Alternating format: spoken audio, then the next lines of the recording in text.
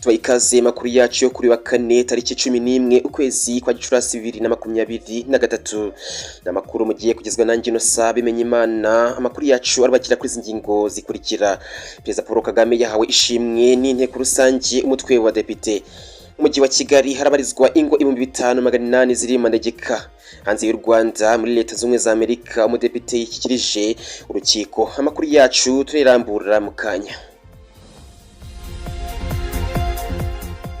Kunje kwa ikaze makuru yacu yo kuri wa kane tariki 11 ukwezi kwa Gicurasi 2023. Amakuru yacu murayakurikira ku muyoboro wa YouTube aho mushakisha Mose Milton TV. Reka dushimire abantu bose bakoze subscribe, ariko nanone dusaba utarakora subscribe kuba yayikora kugira ngo ajye abona amakuru yacu ndetse n'ibindi biganiro byose dushyira kuri no muyoboro wa YouTube.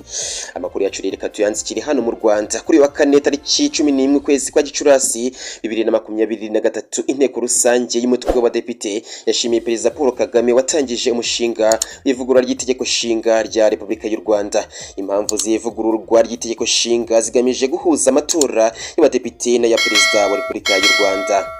Nyuma y'impanuka y'ikirombe cyaguriye abantu babiri mu murenge wa Ruri, ubuyobozi bw'umurenge wa Ruri n'akarere ka Gakenke bwahise bukora igenzura no ku bindi birombe harebwa niba nta byangijwe n'imvura bishobora guteza impanuka. Ubu ibirombe bigera muri 300 bibarizwa mu murenge wa Ruri 27 byabaye bihagaritswe.